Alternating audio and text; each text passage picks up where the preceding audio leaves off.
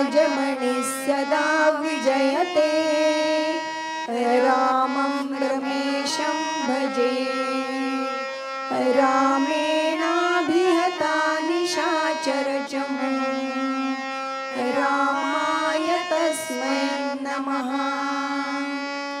रामान्नास्ति परायणं परतरं रामस्य दासोऽस्म्यहम् रामे चित्तलयः सदा भवतु मे भो राम माम् उद्धर मनोजवं मारुततुल्यवेगं जितेन्द्रियं बुद्धिमतां वरिष्ठं वातात्मजं वानरयूथमुख्यं श्रीरामदूतं शरणं प्रपद्ये पूजन्तं राम रामेति मधुरं मधुराक्षरम् आरुह्य कविताशाखां वन्दे वाल्मीकिकोकिलम्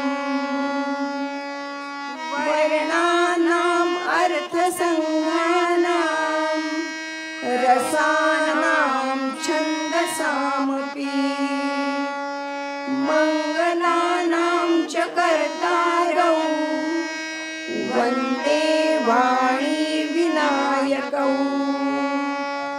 भवानी शङ्करौ वन्दे श्रद्धा विश्वासरूपिणौ याभ्यां विना न पश्यन्ति सिद्धा स्वान्तस्थमीश्वरम्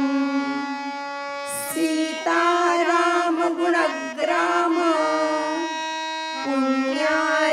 पुण्यारण्यविहारणौ वन्दे विशुद्धविज्ञानौ कवीश्वर कपीश्वरौ यन्मायावशवर्ति विश्वमखिलं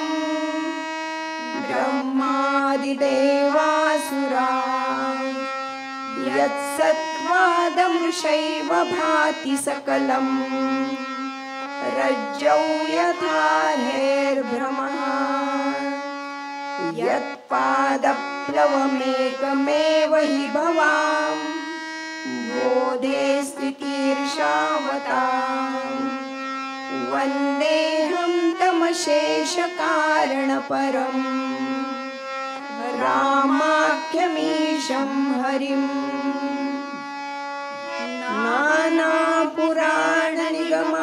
नानापुराणनिगमागमसम्मतं यद् रामायणे निगदितं क्वचिदन्यतोऽपि स्वान्तः सुखाय तुलसी रघुनाथगाथा भाषा निबन्धमतिमञ्जुलमातनोति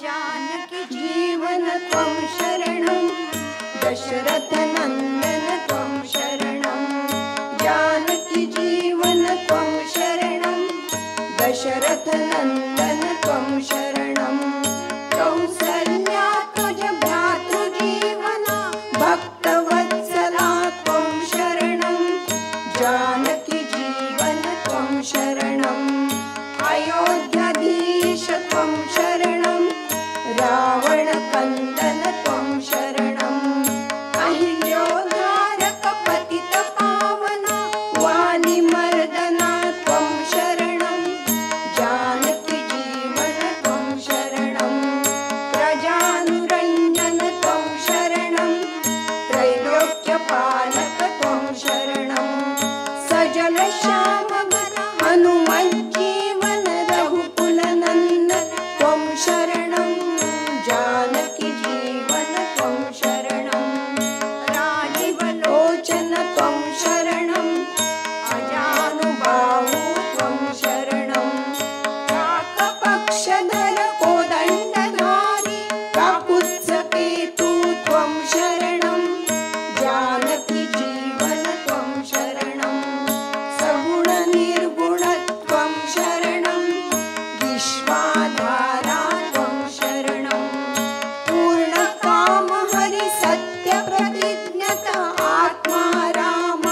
त्वं शरणं जानकी जीवन त्वं शरणं जानकी जीवन त्वं शरणं दशरथ नंदन त्वं शरणं दशरथात्मज भ्रातृजीवना भक्तवत्सला त्वं शरणं जानकी जीवन त्वं शरणं जानकी जीवन त्वं शरणं दशरथ नंदन त्वं शरणं दशरथ नंदन त्वं शरणं दशरथ नंदन त्वं शरणं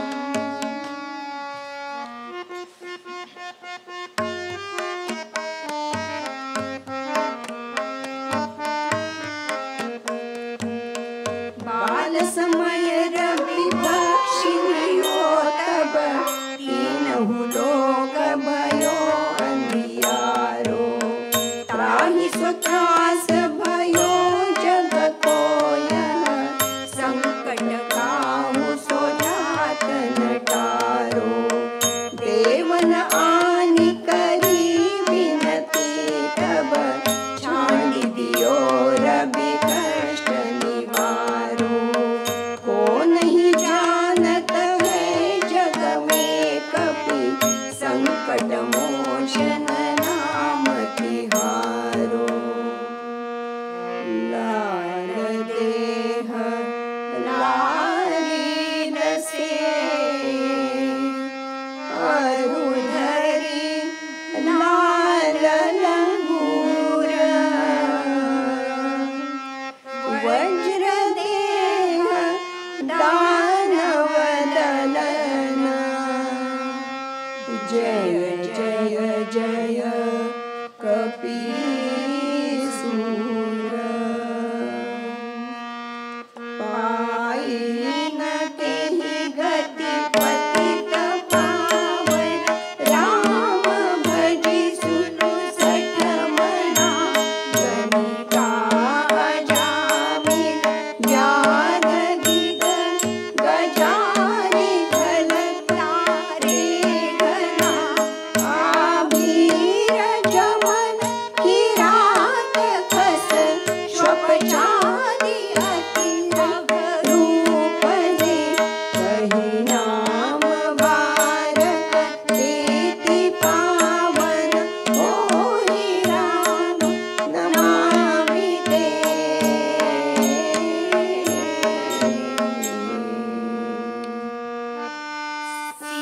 सीताकांत स्मरण जय जय राम पवन सूत स्मरण जय जय राम जय जय रघुवीर समर्थ नमः पार्वती पते हर हर महादेव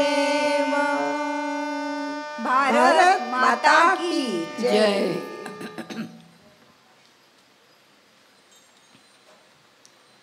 आज रामनवमी उत्सवाचा 5वा-6वा दिवस येऊन पोचला. आता उद्याचा शेवटचा आपल्या प्रवचनाचा दिवस आहे.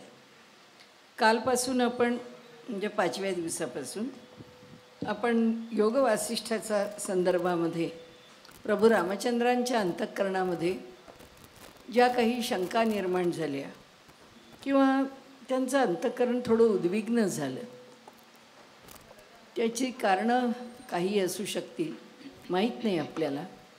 पण योग वासिष्ठ हा ग्रंथ त्यांच्या शंका समाधानांमधून निर्माण झाला. शंकेचं समाधान केलं आहे वसिष्ठ महामुनींनी, त्याच्याकरता विनंती केली आहे विश्वामित्रांनी, आणि त्याचं संकलन करून तो ग्रंथ संपन्न केला आहे वाल्मिकींनी. फार मोठा ग्रंथ आहे. त्या ग्रंथामध्ये अनेक विषयांची चर्चा आहे आणि विद्वत्ता, भाषा, अगदी ज्याला म्हणजे सोपंसं स्वरूप नाही आहे त्याचं, समास आणि पल्लेदार वाक्य, ते सगळं सोडवत विषय समजून घेणं, त्यातही तत्त्वज्ञानासारखा विषय आहे. त्यामुळे एकूण सर्व विषय हा गहन आहे, गंभीर आहे. परंतु आपल्याला जे विषय किंवा जे प्रश्न नेहमी पडतात, जे विषय भेडसावतात, त्या विषयांची उत्तरं त्यामध्ये आपल्याला मिळतात. त्यातला थोडा थोडा जो भाग आपल्या उपयोगाचा किंवा आपल्याला थोडं शंका समाधान करायला उपयुक्त अशा भागावरती आपण थोडासा विचार करणार आहोत किंवा विषय बघणार आहोत. त्यामध्ये आज जे आपल्याला बघायचं आहे ते ह्या योगवासिष्ठाचा किंवा तत्त्वज्ञानाचा अधिकारी कोण, याचा अभ्यास कोणी करावा, कोण याचा जिज्ञासू असेल. तर त्याचं वर्णन करताना त्यांनी सांगितलं आहे की अहो म्हणाले, कोण असणार, सामान्य माणूसच. कारण म्हणाले असं आहे की सवयी मुक्तो अथवा पशु. म्हणाले जो मुक्त आहे त्याला काहीच गरज नाही तत्त्वज्ञानाची, तो त्याच्या पार निघून गेलेला आहे. तसंच म्हणाले जो पशुतुल्य मनुष्य आहे किंवा प्रत्यक्ष पशु आहे त्याला विचार करण्याचा प्रश्नच येत नाही. ज्याच्या डोक्यामध्ये या संदर्भात विचारच येऊ शकत नाही त्याचाही काही प्रश्न येत नाही. मग कोण, तर सामान्य मनुष्य, ज्याला असं वाटतं की अरे ह्या संसारामध्ये बऱ्यापैकी दुःख आहे, अंतःकरणाला क्लेश देणारे अशा अनेक घटना जीवनामध्ये घडत राहतात. तर ह्या सगळ्यापासून आपल्याला जर दूर व्हायचं किंवा आपल्याला जर समाधान मिळवायचं किंवा त्याच्याही पलीकडे आपल्या अंतःकरणामध्ये ज्या गोष्टी येतात, ज्या आपल्याला त्रासदायक वाटतात, त्या गोष्टींच्या संदर्भामध्ये उत्तरं आपण कुठे पाहावीत आणि आपल्या मनाला शांत करतील अशा दिशा कोणत्या. ती एक आहे, अनेक आहे, मार्ग एक आहेत, अनेक आहेत, माहीत नाही आपल्याला. तर त्यामुळे हे दिशा मार्ग आम्हाला संप्रदायाच्या माध्यमातून, साधनेच्या माध्यमातून कोणत्याही, परंतु आम्हाला ते कसे कळावेत, ह्या ज्या अनेक गोष्टी अंतःकरणामध्ये येतात त्याची उत्तरं त्यांनी इथे दिलेली आहेत. आणि त्यात त्यांनी विषयाची जी चर्चा केली आहे ती फार अप्रतिम आहे. त्यांनी सांगितलं की ज्याला याच्यातून सुटायचं आहे अशा माणसाला काय म्हटलं आहे, तो मुक्तही नाही, तो पशुवत नाही, अज्ञानी नाही. मग तो कसा आहे, त्याच्याही अंतःकरणामध्ये अज्ञान आहे, अविद्या आहे. तत्त्वज्ञानाच्या भाषेमधून त्या दोन्ही गोष्टी तिथे आहेत. मग म्हणाले अज्ञान म्हणजे त्या माणसाची लक्षणं तरी काय आहेत, कोणाला अज्ञानी म्हणायचं आणि कोणत्या लक्षणांनी त्याची ओळख करून घ्यायची. तेव्हा त्यांनी सांगितलं की तुम्हाला, वसिष्ठ महामुनी म्हणतात की तुम्हाला मी त्याच्या लक्षणांची किंवा त्या अज्ञानाच्या स्वरूपाची काही थोडीशी माहिती देतो.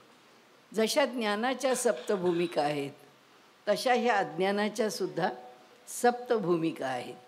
तर त्यांनी सांगितलं की बीज जाग्रत, जाग्रत महाजाग्रत, जाग्रत स्वप्न, स्वप्न स्वप्न जाग्रत आणि सुषुप्ती, अशा 7 स्थिती आहेत.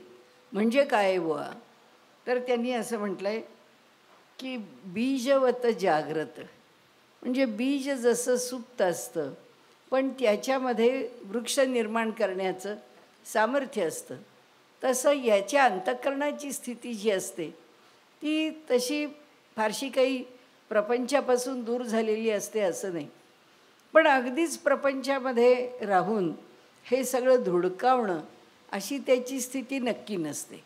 त्याला हे सगळं काही जाणून घ्यावं, समजून घ्यावं असं थोडंसं वाटत असतं. आणि त्यामुळे बीज जाग्रत म्हणजे सुप्तावस्थेमध्ये का असे ना, पण त्याच्याकडे तो संस्कार आहे. असा जो अज्ञानी आहे त्याला आत्ता वाटत नाही. आपण पुष्कळ वेळा गोष्टी पाहिल्या. आम्ही जेव्हा रामायणाला येत होतो, तुलसी रामायण इथे करत होतो, तर आमच्याबरोबर ज्या पेटीच्या साथीला आल्या त्या म्हणाल्या, अहो मी अगदी निरीश्वरवादी आहे, मी काय तिथे देवळात यायचं बसायचं म्हणजे अवघड आहे. म्हटलं काही बिघडलं नाही. नाही म्हणाले मी काही ते तुमच्या रामाला नमस्कार वगैरे कर. म्हटलं नका करू. म्हणाले ते पेटी तिथे आणून ठेवा, मी आपली खाली मान घालून पेटी वाजवीन, झालं की मी निघून जाईन. म्हटलं काही हरकत नाही. आणि बसल्या पहिल्या दिवशी पेटी वाजवायला. आणि जेव्हा शेवटी रामनाम नौका आपण तेव्हा सगळेजण म्हणत असू आणि आम्ही पत्रक त्याची किंवा कागद वाटत होतो, तर ते सगळं रामनाम नौका लोकांनी म्हणायला सुरुवात केली आणि खालीमान घातलेली त्यांनी रामाकडे पाहिलं आणि मग त्या वाजवायला लागल्या. आणि नंतर आम्ही घरी गेलो, आम्हाला काही म्हणाल्या नाहीत. पण दुसऱ्या दिवशी सकाळी त्यांचा मला फोन आला. म्हणाले मी माझे पती असतात अमेरिकेमध्ये. काल म्हणाले मी त्यांना सांगितलं की मी अगदी नास्तिक असलेली पण रामाच्या मंदिरात जाऊन आस्तिक झाले. एकदम म्हणाले मी रामाच्या अगदी खूप माझ्या मनामध्ये एक आवड आणि आस्था निर्माण झाली. तिच्या भाषेत मी रामाच्या प्रेमात पडले. तर त्यामुळे तर ती एका क्षणात ही काय अवस्था असते, ही बीज जागृत अवस्था असते. बीजरूपामध्ये भाव असतोच असतो, पण आपल्याला तो कळलेला नसतो, आपल्याला तो जाणवत नसतो. जागृत अवस्था आहे, जाणवतं, भाव आहे. म्हणजे काय आहे, त्या अज्ञानामध्ये सुद्धा एक अज्ञान तर पुष्कळ शेवटपर्यंत अज्ञान आहे, तो वाद नाही. अविद्या आहे, अविद्या अज्ञान एकच आहे आणि शेवटपर्यंत त्या अविद्येत माणूस असतो. परंतु कुठेतरी आपल्याला कळत नाही, आपल्याला जाणवत नाही, आपल्याला हे विषय माहीत नाहीत, हे सगळं आपल्याला कळावं आणि हे सगळं चांगलं आहे वगैरे वगैरे. ह्याच्या अनुषंगाने ज्या ज्या गोष्टी आहेत त्याची जाणीव असते, त्याला जागृत म्हटलेलं आहे. महाजागृत जो अधिक सावध असतो की नाही आपल्याला हे सगळं कळलंच पाहिजे, आपण ह्यातलं काहीतरी केलंच पाहिजे, आपल्याकडून काहीतरी झालंच पाहिजे, या साधन मार्गावरती आपण राहिलंच पाहिजे. अशा प्रकाराने कोणत्या ना कोणत्या तरी माध्यमातून आपण देवाचं काहीतरी करूया का, काहीतरी म्हणूया का, पारायण करूया का, जप करूया का, का काही एखादं अनुष्ठान करूया. वेगवेगळ्या माध्यमामधून काहीतरी परमेश्वरी स्वरूपाकडे जाणारे जे मार्ग आहेत त्यातला एखादा छोटा मोठा मार्ग तरी आपण अवलंबावा, याविषयी तो जागृत असतो, खूप जागृत असतो. त्यामुळे इथं काय चाललं आहे, तिथं काय चाललं आहे. हल्ली जसं लोकांचं इंटरनेटवरून पारायणं चालू असतात, लोकांचे इंटरनेटवरून अभ्यास चालू असतात, लोकांचं डेली कनेक्शन असतं, त्याच्यातून कोणी जप करतात, कोणी स्तोत्र म्हणतात, वेगवेगळ्या प्रकारांनी. पण कुठे कुठे काय काय चाललं आहे, चला आपणही हे सगळं करूया, अशी एक जी सातत्याने सावधपणाची भूमिका ज्यांच्या अंतःकरणामध्ये असते ते महाजागृत आहेत. नंतर जागृत स्वप्न, जागे आहेत पण अधिक स्वप्नाळू आहेत. मी करणं कमी होतं हाताने, पण मनामध्ये विचार खूप, आपण असं करावं, आपण तसं करावं, काहीतरी या अध्यात्म मार्गातला हा विषयच बघावा, तो विषय बघावा. अशा प्रकाराने मनामध्ये संकल्प पुष्कळ येत राहतात, सांभाळले जातात किंवा ते पार पाडले जातात किंवा आचरले जातात, असं काही होत नाही. स्वप्न ते फक्त आपल्या आपल्या विचारात असतात. डे ड्रीमिंग म्हणतो ना आपण, की दिवास्वप्न पाहत असतात. त्यांना फक्त असं केलं तर काय झालं, मग ते तसं केलं तर काय होईल, मग आपण जर समजा हे अनुष्ठान केलं तर मग त्याचं पारणं कसं करू, मग कोणाकोणाला बोलव, चालले सगळे पुढे पुढे पुढे. आणि त्यांच्या सगळ्या कल्पना अगदी याच्यापेक्षाही थेट थेट धावत असतात. ते म्हणाले स्वप्न जागृत, अशा डे ड्रीमिंगमध्ये असणारा, अशा स्वप्नामध्ये वावरणारा, पण तरीही थोडी जागृती असणारा, मनात काहीतरी कल्पना घेऊन असे काही लोक असतात. ते म्हणतात अहो हा एकच जन्म आहे की नाही, आता पुन्हा पुढचा जन्म काय आपल्याला माणसाचा येईल की नाही माहीत नाही, पण काही झालं ना तरीसुद्धा आपल्याला ह्या जन्मात मोक्ष मिळालाच पाहिजे. असं मोक्ष काय हाती कुठं दारात ठेवला आहे की काय, किंवा बाजारात भाजीबरोबर विकायला ठेवला आहे की काय, की चला इतके रूप, जरा महाग आहे भाजी फणसासारखी, कसा मोक्ष थोडा महाग आहे पण घ्या घ्या काही हरकत नाही, ठेवला आहे विक्रीला, अशी थोडी स्थिती आहे. पण कल्पना अशा असतात. मग ते कोणाकडेही गेले की अशाच एक बाई आमच्याकडे प्रवचनाला यायच्या बेलसऱ्यांकडे, तर त्या म्हणाल्या अहो आता आपण हे पुष्कळ भक्तीचं ऐकतो आहे की नाही, आपण ही एवढी चरित्र ऐकली, आपण एवढं रामायणाचं ऐकलं, त्यानंतर समर्थांचं बघितलं, दासबोध झाला, अमृतानुभव झाला, हे आपण आता खूप ऐकलं. आता म्हणाले काय झालं, इतकं ऐकून झाल्यानंतर म्हणजे जी जागृती असते ती कशी पुन्हा अज्ञानात असते, म्हणजे ती कशी आहे स्वप्नबद्ध जागृती आहे, की हे मी ऐकलं म्हणजे आता इतकं ऐकलं आहे की बस, म्हणजे आता माझी जवळजवळ ते मोक्ष नावाचे जे काही असेल स्थान, त्याच्या मी जवळजवळ पोचलेच आहे. तर त्या मला म्हणाल्या, आता फक्त प्रश्न एकच आहे बाई. म्हटलं काय झालं, काय राहिलं? नाही म्हटलं, आता एक झालं पाहिजे की माझी आता कुंडलिनीच जागृत झाली पाहिजे. कारण हे सगळं झालं म्हणाले आता ऐकून बिकून, म्हणजे आता कुंडलिनी जागृत व्हायला काही अडचण नाही. तर मी म्हटलं हो खरंच आहे, तुमचा अधिकार असेल तर होईल ना, का नाही होणार? साक्षात ज्ञानेश्वर महाराज करून देतील कुंडलिनी जागृत, असं काही नाही आहे, अशक्य कुणाला काहीच नाही आहे.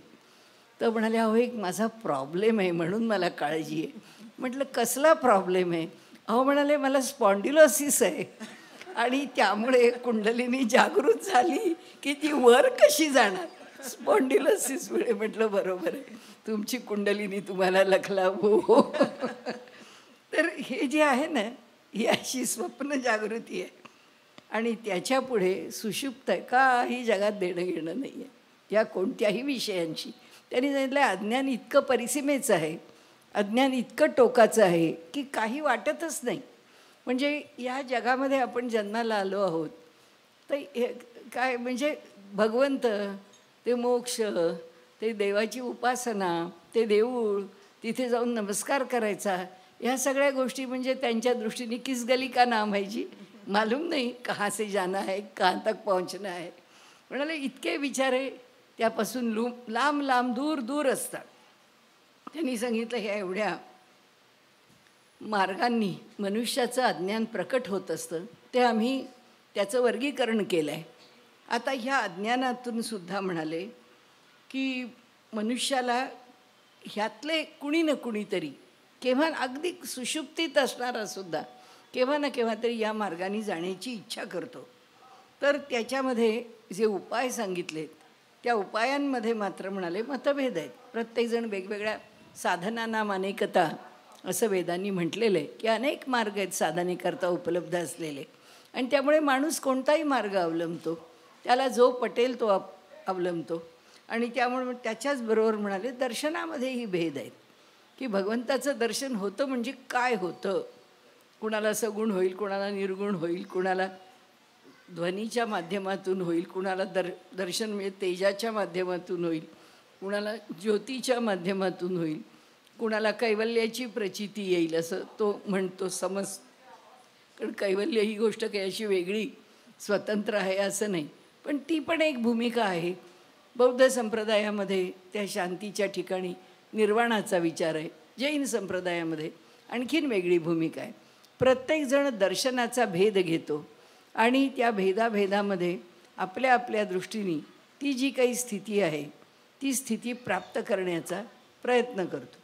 कारण जसं केवळ सगळं म्हणजे सगळं काही क्षणिक आहे असं बौद्ध संप्रदायात म्हटलं आहे, सबम शून्यम सबम क्षणिकम. तर सगळं काही शून्य आहे, सगळं काही क्षणिक आहे. तर त्याच्यामध्ये फक्त एक शांती आहे. इथे जैन संप्रदायात निर्वाण आहे, शांती आहे, दोन्हीकडे शांतीचाच विचार आहे. असो, पण असे वेगवेगळ्या प्रकारांनी विचार प्रत्येकाने मांडलेले आहेत. त्यामध्ये वसिष्ठांनी प्रभू रामचंद्रांना सांगितलं, मला एकच गोष्ट लक्षात ठेव रामा, आपण एक सूत्राचा अर्थ बघू म्हणून की संशयात्मा विनश्यती. मग एवढं लक्षात ठेव रामा की संशय अंतःकरणामध्ये कोणताही मार्ग अवलंबला तरी काही ठेवू नये माणसाने. त्याचं कारण असं की योग्य आणि अयोग्य आपल्याला काही मानण्याचं कारण नाही की हा आमचा संप्रदाय चांगला आहे, आमचा तो संप्रदाय चांगला आहे. त्यांच्याकडे एक भूमिका समन्वयाची आहे, सगळ्यांना साधक बाधक विचार करून एका मार्गावर नेण्याची आहे. आणि त्यामुळे त्यांनी सांगितलं की हे बघ, तुला सांगतो की एक मोठा जलाशयाचा आश्रय घेतला, त्याच्यापेक्षा तो जलाशय आहे, तो जलाशय तिथे राहिला, त्या जलाशयातनं एखादा ओहोळ निघाला, तो निघाला तर पुढे एखाद्या मोठ्या ओहोळाला जाऊन मिळतो, तो जाऊन आणखीन एखादा ओढ्याला मिळतो, तो ओढा एखाद्या नदीपर्यंत जातो, ती नदी मोठ्या नदीला जाऊन मिळते. पण काही झालं तरी म्हणाले शेवटी ते सगळं पाणी आहे ते सागरालाच जाऊन मिळतं. कोणत्याही म्हणजे स्वरूपामध्ये ते सागरापर्यंत पोचत नाही असं काही होत नाही, त्याचा शेवट सागराशीच होतो. त्यामुळे मार्ग लहान असो मोठा असो, म्हणून तर रामकृष्ण परमहंसांनी या कलियुगामध्ये या सर्व साधना मार्ग, सर्व संप्रदाय यांचा अभ्यास केला आणि त्या त्या मार्गाने त्यांची जी सर्वात शेवटची स्थिती आहे ती नेमकी काय आहे, कशी आहे, त्याची अनुभूती काय आहे, ही अनुभूती त्यांनी घेतली. आणि त्यांनी सांगितलं छोटे मोठे मार्ग जे असतात ते फार अलीकडच्या टप्प्यावर असतात. त्यांच्याकडनं मिळणारं जे अनुभूतीचं स्वरूप आहे तेही फार सामान्य स्वरूपाचं असतं. त्यामुळे ती अनुभूती ही मनुष्याला फार पुढे ईश्वरापर्यंत नेऊन पोचवू शकते असं नाही. परंतु ते म्हणाले सर्व संप्रदायांमध्ये एक, जसं इथे म्हटलं आहे तसं, एखाद्या संप्रदायाच्या माध्यमातून मनुष्याने भगवंताच्यापर्यंत जाण्याचा प्रयत्न केला तर त्या प्रयत्नातून त्याला योग्य अशी माणसं भेटत जातात. आणि त्यांनी सांगितलं आहे की त्या मार्गाने तुम्ही पुढे जाऊ शकता. तिथे सांगताना वसिष्ठ असं म्हणतात की हे बघा, तुम्ही निष्ठेने मार्ग चालायला लागा. एकदा मार्ग चालायला लागलात की तुमची काळजी घेऊन तुम्हाला योग्य मार्गावर नेऊन ठेवण्याकरता जगामध्ये ठिकठिकाणी देवदूत आहेत, जगामध्ये ठिकठिकाणी मार्गदर्शक आहेत. ते तुम्हाला जशी जशी वेळ येईल, जी जी योजना आवश्यक वाटेल त्या त्याप्रमाणे आणि तुमची योग्यता जशी वाढत जाईल तसे त्या ठिकाणी ते भेटत जातील आणि तुम्हाला घेऊन जातील. माणसांनी मला सद्गुरू कधी भेटेल याच्याही मागे धावाधाव करण्याची गरज नाही. आपल्याला जर सद्गुरू भेटणार असतील तर आपल्याला त्या आपण आपल्या मार्गावर चालत राहावं, आपण आपलं काम करत राहावं, आपण आपली साधना करत राहावी आणि सर्वात महत्त्वाचं म्हणजे निष्ठेने करत राहावी.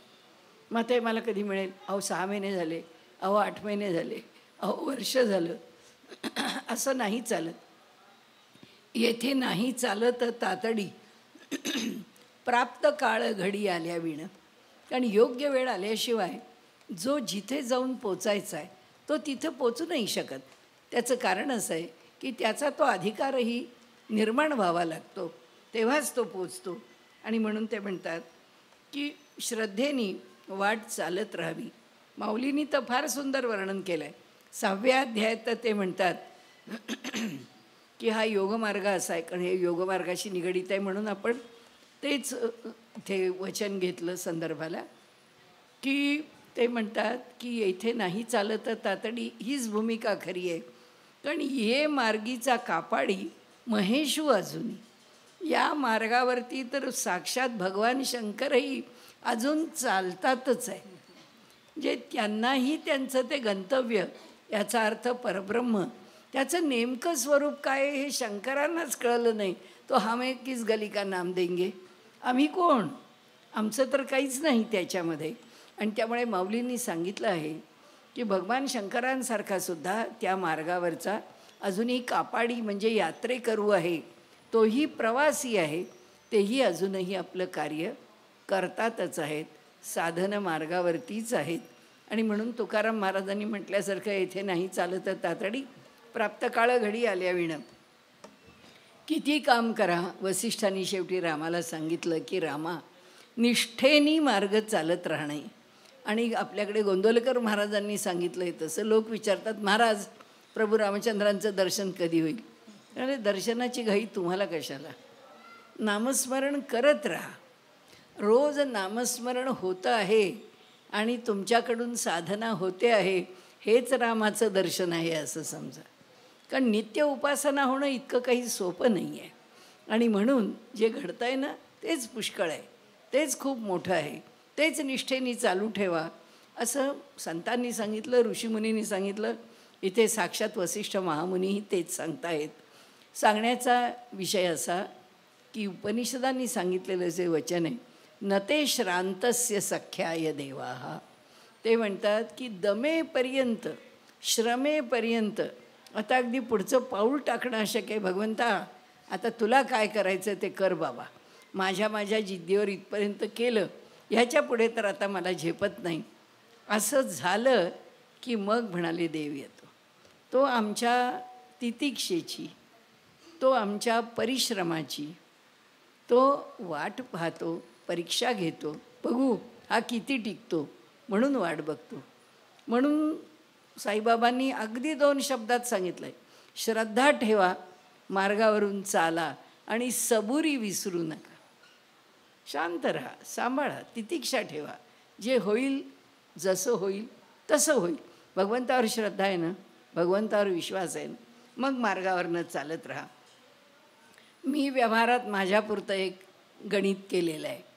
मी नेहमी असं म्हणते, जसं समर्थांनी म्हटलं आहे की भवाच्या भये काय भीतोस लंडी, धरी धीर रे सर्व धाकास सांडी, रघुनायका सारखा स्वामी शिरी, नुपेक्षी कदा कोपल्या दंडधारी. म्हणाले तो कधीच आमची उपेक्षा करत नाही. तो अनुशासन आहे त्याचं, आणि त्यामुळे तो कडक आहे. तो त्याचं कार्य मोठं चोख करतोय.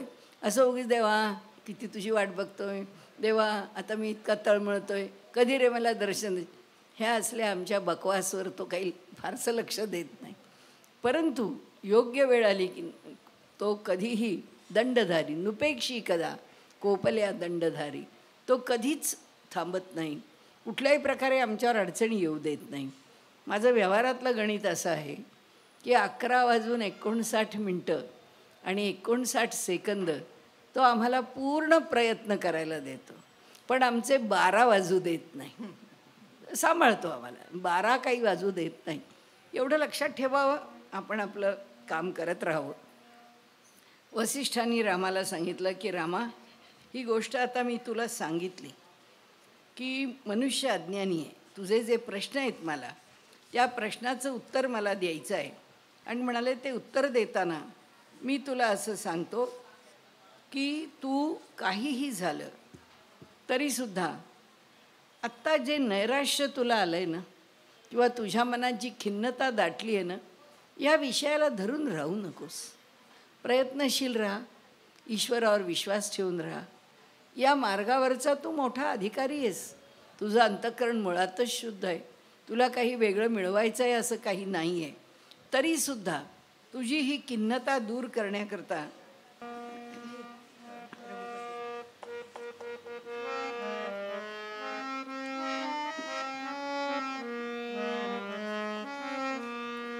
रघुपति राघव राजा राम, पतित पावन सीताराम. रघुपति राघव राजा राम, पतित पावन सीताराम. सुंदर माधव मेघश्याम, भज प्यारे तू सीताराम. सुंदर माधव मेघश्याम, भज प्यारे तू सीताराम.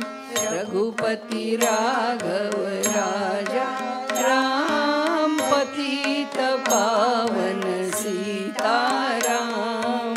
रघुपति राघव राजा राम, पतित पावन सीताराम. सुंदर माधव मेघश्याम, भज प्यारे तू सीताराम.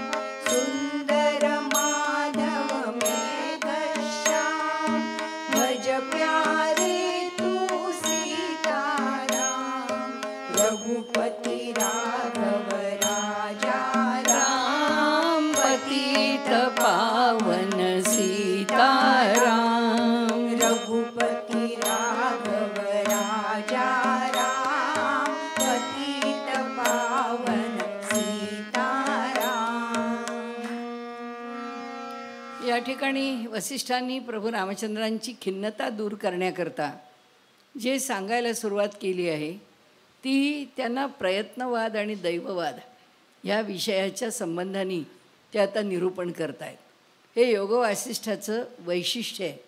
योगवासिष्ठामध्ये या दैववादावर जे सांगितलं आहे त्याच्यावरती पुढे समर्थांनी जी 13 शते लिहिलेली आहेत, त्या 13 शतांच्यामध्ये प्रयत्नवाद आणि दैववाद याच्या संबंधाने ते रामाचे भक्त असल्यामुळे त्यांनी या योगवासिष्ठाच्या आधाराने फार सुंदर प्रकरण, त्यांची ती सगळी प्रकरणं 100-100 ओव्यांची आहेत, अशी 13 प्रकरणं त्यांनी लिहिली आहेत.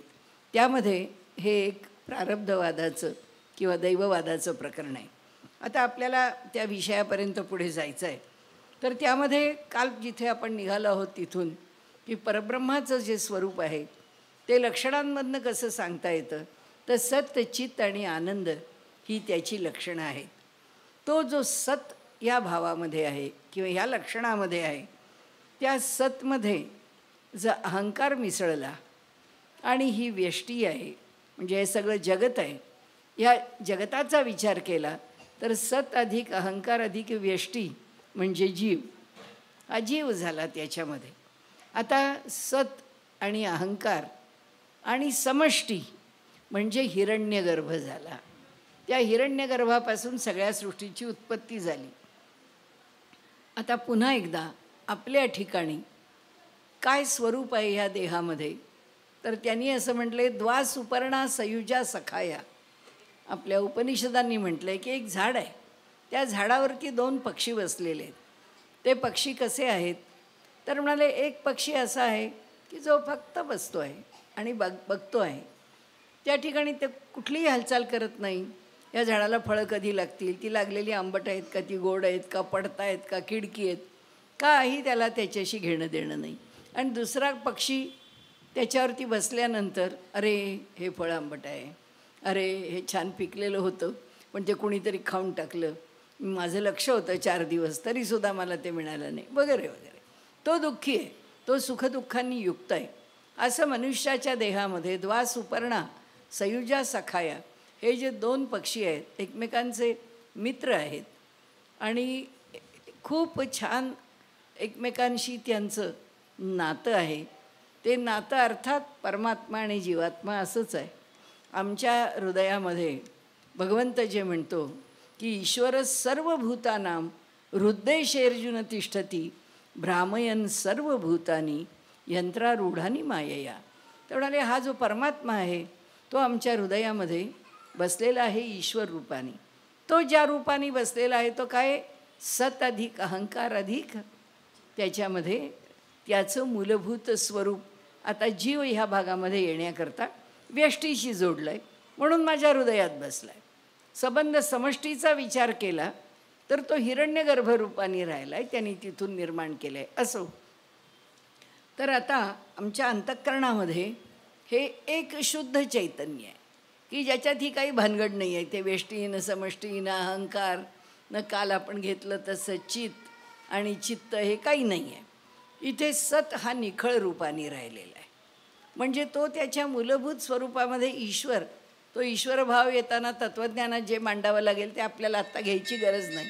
आपल्याला ईश्वर नावाने त्याचं अस्तित्व पुरेसं आहे आणि त्यामुळे ईश्वर स्वरूपामध्ये तो आमच्या हृदयात आहे. जीवभाव कसा आला आहे आम्हाला आपण काल बघितलं. ते चित्त चैतन्याचं लक्षण आहे, पण त्या चित्त लक्षणाला उपाधी लागली ना, त्या अंतःकरणाची उपाधी लागली ना. आता इथे आणखीन सुटसुटीत झालं. हे 3 बाजूला केले त्याच्यामधले आणि फक्त अहंकार ठेवला नाही का, मन बुद्धी आणि स्मरण करणारं चित्त. तर ते 3 बाजूला झालेत.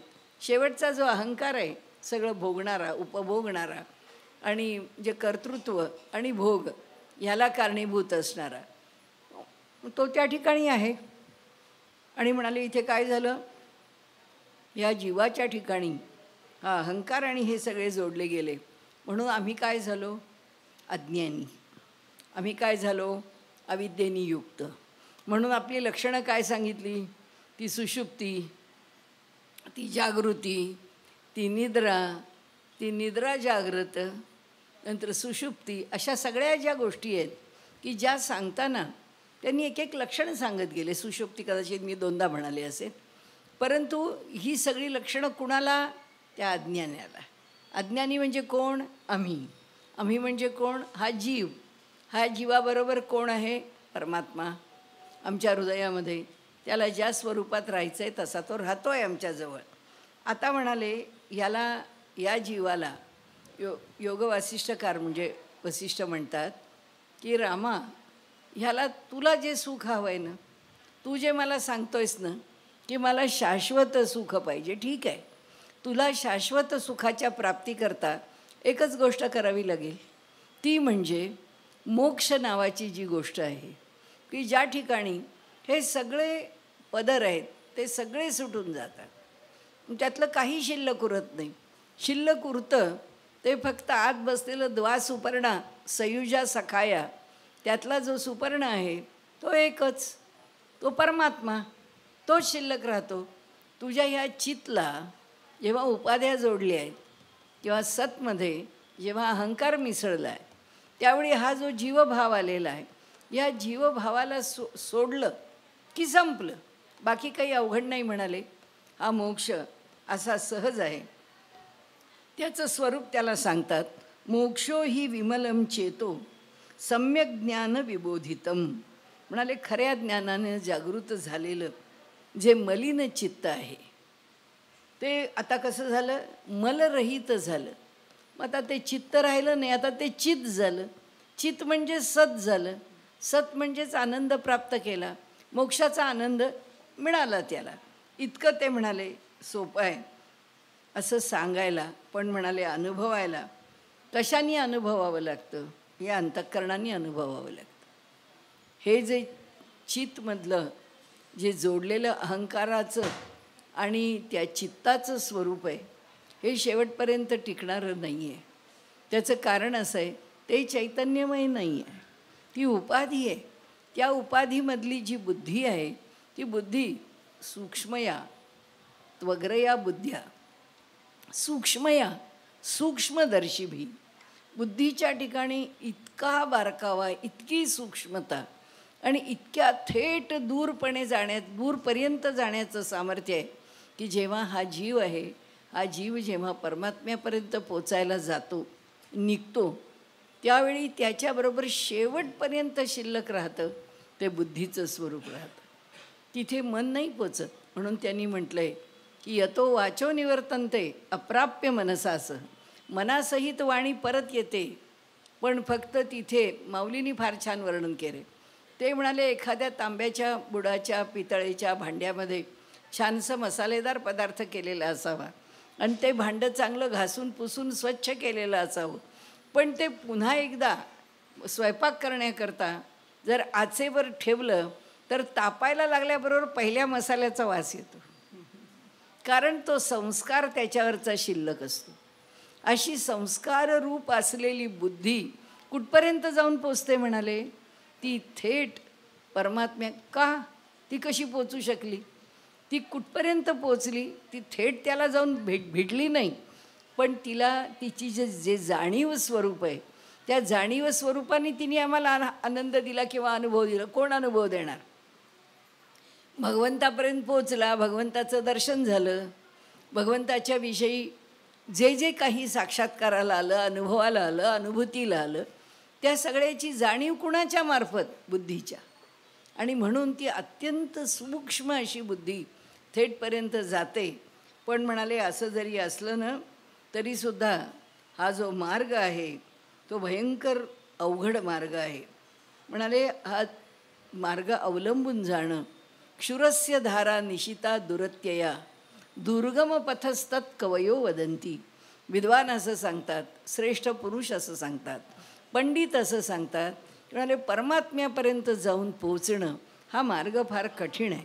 आणि म्हणून रामा, मी सर्व लोकांच्या करता जेव्हा निवेदन तुझ्या पुढे करतो आहे तेव्हा तुझा प्रश्न नाही, तू ज्ञानीच आहेस, परंतु सामान्य माणसाकरता सांगतो की माणसाचं अंतःकरणसुद्धा शुद्ध होऊ शकेल म्हणजे परमेश्वर दर्शन होईल असं नाही आहे, म्हणजे तो प्राप्त होईल असं नाही आहे, म्हणजे अनुभूती येईल असं नाही आहे. तर रामाने म्हटलं का बरं? ते म्हणाले असं आहे, अनुभूती करता त्यांनी स्वीकारावं लागतं. आपल्या बाजूनी भांडं स्वच्छ करून ठेवायचं आहे, आपल्या बाजूनी तेल वात पंटी नंतर त्याच्यामधलं जे काही आपल्याला सगळं नीट नेटकं ठेवायचं आहे, कुणाला अत्तर घालायचं आहे, कुणाला काय असेल ते, पण सगळं करून ठेवलं आहे. आता पंटी पेटवून तिचा प्रकाश पडणं हे आपल्या हातात नाही आहे. तेल वाट पंटी ठेवणं आपल्या हातात आहे, पण ती पेटली जाणं हा अधिकार आपला नाही आहे. ते ज्ञान, ती ज्ञानाची ज्योत त्याच्याचकडनं आम्हाला प्राप्त व्हायची. म्हणून उपनिषद पुन्हा म्हणतात की यमे वैश वृणुते तेन लभ्य तस्यैष आत्मा विवृणुते तनुस्वाम. म्हणाले त्यालाच परमात्म तत्व प्राप्त होतं ज्याला तो वरतो म्हणजे स्वीकारतो, वृणुते, ज्याचा स्वीकार तो करतो त्यांनी करायचं आहे. आम्हाला वाटलं म्हणून घडणार आहे असं नाही. आम्ही फक्त प्रयत्न करत राहायचा आहे. शेवटचं जे तुळशीचं पान आहे ते त्यांनी ठेवायचं आहे आणि तेव्हा ते पूर्ततेला येणार आहे, तोवर नाही. आणि म्हणून ते पुढे सांगतात की हे सगळं प्राप्त व्हायला रामा, आत्ता तुझ्याकडे जे प्राबल्य रजोगुणाचं आणि तमोगुणाचं आहे, तुला काहीही करावंसं वाटत नाही आहे, तुझं मन कशात रमत नाही आहे, काही खावं प्यावं असंही वाटत नाही आहे, म्हणजे ना तुला क्रियाशीलता असावी असं वाटतं. तू एका प्रकाराने जड झाला आहेस आणि प्रत्येक क्रियेला नाकारतो आहेस. त्यामुळे रजतम गुणांचं तुझ्याकडे प्राबल्य आहे. एकच गोष्ट आहे रामा, ह्याच्यातून आळस निर्माण होतो किंवा हा आळसाला हे दोन्ही गुण आळसाला कारणीभूत आहेत. आणि त्यामुळे इथे व्यवहारात सुद्धा आळस हा माणसाचा शत्रू आहे. व्यवहारातही मनुष्य आळसानी जर न राहील तर संपूर्ण जगामध्ये कोणी दरिद्री उपाशी राहणारच नाही, शक्यच नाही. आळसच सगळ्याच्या मागचं कारण आहे. त्यामुळे दारिद्र्य दैन्य जर कशामुळे असेल तर त्या आळसामुळे. एक लक्षात ठेव म्हणाले, आलस्यादी यमवनीही ससागरांता. म्हणाले आलस्यादी यमवनीही ससागरांता नरपशुभिश्च निर्धनैश्च. म्हणाले ही संपूर्ण सागर वलयांकित पृथ्वी आहे. त्या पृथ्वीवरती लोकांनी जर आळस सोडला तर ना त्यांना नरपशु म्हणजे ते नरपशुसारखे पशुसारखेही राहणार नाहीत आणि निर्धनैश्च निर्धनही राहणार नाहीत. व्यवहारात सांगितलं, व्यवहाराचा विषय सांगितला आणि लगेच त्यांनी सांगितलं की मनुष्याच्या अंतःकरणामध्ये प्रयत्नशीलता पाहिजे. प्रयत्नाने त्याला सगळं मिळतं. मराठीमध्ये आपली म्हणे ना, प्रयत्ने वाळूचे कण रगडता तेलही गळे. जे अशक्य आहे ते शक्य होतं. असं प्रयत्नामध्ये हे अनुभवाला येतं रामा, असं लक्षात ठेव. त्यामुळे प्रयत्न सोडता कामा नये. तू असा एका ठिकाणी बसून राहशील तर कसं चालेल.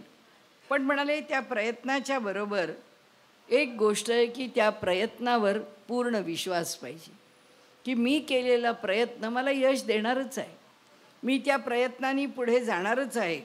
आणि त्यामुळे म्हणाले जर अंतःकरणात मनोधैर्य नसेल, आत्ता जे तू तुझं मनोबल घालवून बसला आहे, तुला काही करावंसं वाटत नाही, कशाचीही इच्छा नाही, की अशी जी परिस्थिती जे घडायचं असेल ते घडेल, जसं व्हायचं असेल तसं होईल, जे प्रारब्धात असेल ते होईल, जो योग असेल तो होईल. तर वसिष्ठांनी सांगितलं की हा दैववाद आहे. इथे प्रयत्न राहत नाही आणि दैववादाने कधी कुणाचं कल्याण झालं नाही. दैववाद हा कुणालाच पुढे घेऊन जात नाही आणि दैववाद नावाची गोष्टच अस्तित्वात नाही. असं म्हणून ते रामाला आता दैववाद शिकवायला निघाले तेव्हा ते म्हणतात की स्वप्रयत्नावर माणसाचा पूर्ण विश्वास पाहिजे. आणि आपल्या ते यांनी नाही का त्या सावरकरांनी उत्तर दिलं आहे की अरे म्हणाले हा कोलू फिरवत फिरवत तुझा जन्म जाणार आहे, तुला 50 वर्षाची शिक्षा. ते म्हणाले 50 वर्ष तुमचं राज्य तरी राहणार आहे का? मला 50 वर्ष तुम्ही तुरुंगात ठेवायला, तुम्ही तरी कुठे राहणार आहात? केवढा दुर्दम्य विश्वास आहे. कोणत्या सगळ्याच क्रांतिकारकांकडे बघितलं तर लक्षात येतं की विलक्षण मनोबलावरती त्यांनी काम केलेलं आहे. आता अलीकडे सुद्धा बारीचं चरित्र पाहिलं तर काय कष्ट झेललेले आहेत. असो, विषय लांबत जाईल, सोडून देऊ आपण. परंतु त्यांनी असं म्हटलं आहे की आपला जो प्रयत्न आहे तो प्रयत्न इतका निखराचा, निष्ठेचा आणि त्याच्यावरची श्रद्धा पाहिजे. नाही तर म्हणाले पुन्हा तो प्रयत्न हा लटका पडतो, तो प्रयत्न यश देऊ शकत नाही.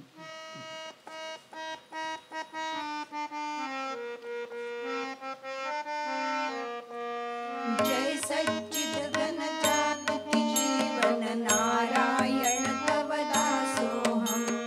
जय सच्चिद घन जानकी जीवन नारायण तव दासोहम.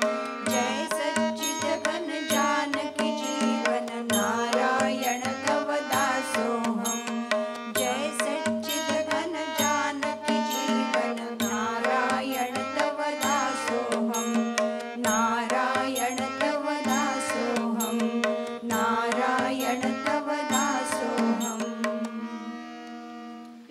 वसिष्ठ महामुनींनी दैवाची खूप सुंदर अशी व्याख्या केली आहे.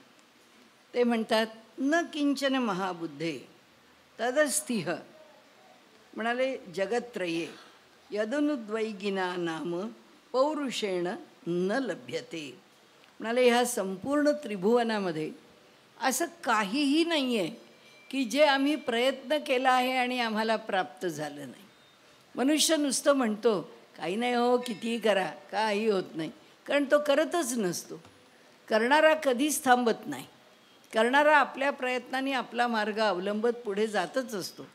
कारण जे झालं नाही असं त्याला वाटतं, आपण पुढे त्याची चर्चा करू, जे झालं नाही असं त्याला वाटतं ते कुणाच्या इच्छेने झालं नाही, ते तुझ्याकरता का घडलं नाही, किंवा त्या ठिकाणी एकदा तुमच्याकडे प्रयत्नवाद आणि एकदा दृढ श्रद्धा अंतःकरणामध्ये ईश्वरावर जर निर्माण झालेली असली तर तो जे करतो त्या कशामध्येच नकारात्मक दिसतच नाही. म्हणून त्यांनी इथे सांगितलं, न किंचन महाबुद्धे तदस्तिह जगत्त्रये. या जगत्त्रयामध्ये काही मिळवणं आम्हाला कधीच प्रयत्नांनी अशक्य नाही. आम्ही जर प्रयत्न करत राहिलो तर आम्हाला प्राप्त होईलच. न ते श्रांतस्य सख्याय देवा. म्हणाले, श्रम, अगदी परिश्रम, अगदी शेवटपर्यंत जो परिश्रम करत राहतो आणि करून दमतो, त्याची ताकद संपते, हे जेव्हा परमेश्वराच्या लक्षात येतो, परमेश्वर त्याला तसा राहू देत नाही. कोण म्हणतं की आम्ही प्रयत्न केला आणि आम्ही प्राप्त नाही झालं. ते एक औषध होतं मध्यंतरी 606 म्हणून.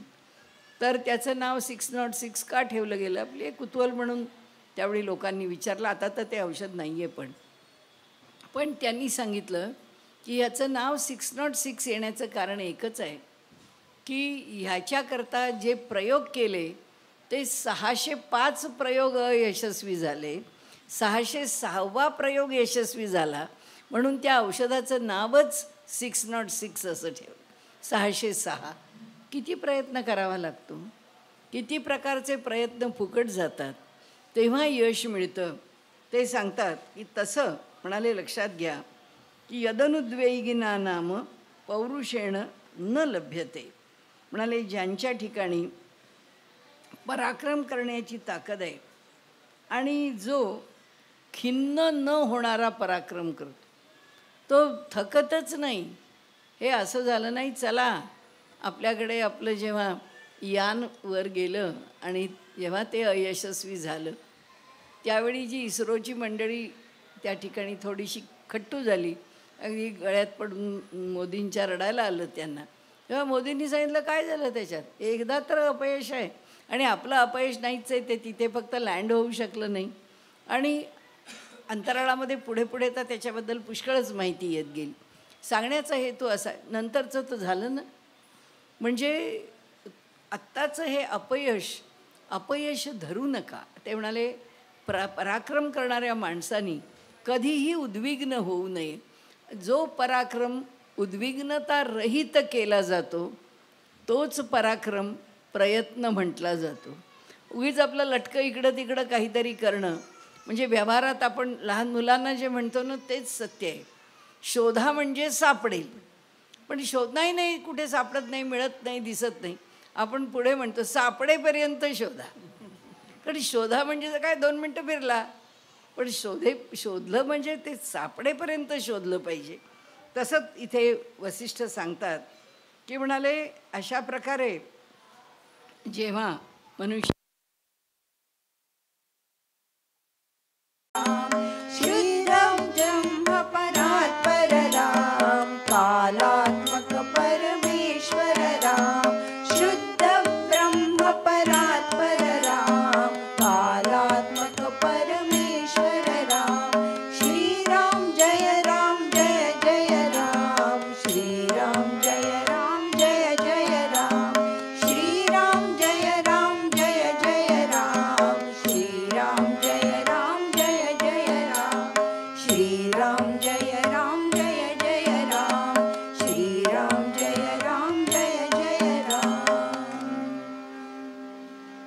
त्यांनी पुढे सांगितलं वसिष्ठांनी की योयम अर्थम प्रार्थयते तदर्थम यतते तया. जो मनुष्य ज्याची अपेक्षा करतो त्याला प्रयत्नांनी ते सर्व काही मिळतं. सो वरयम तदवाप्नोती न च श्रांतो.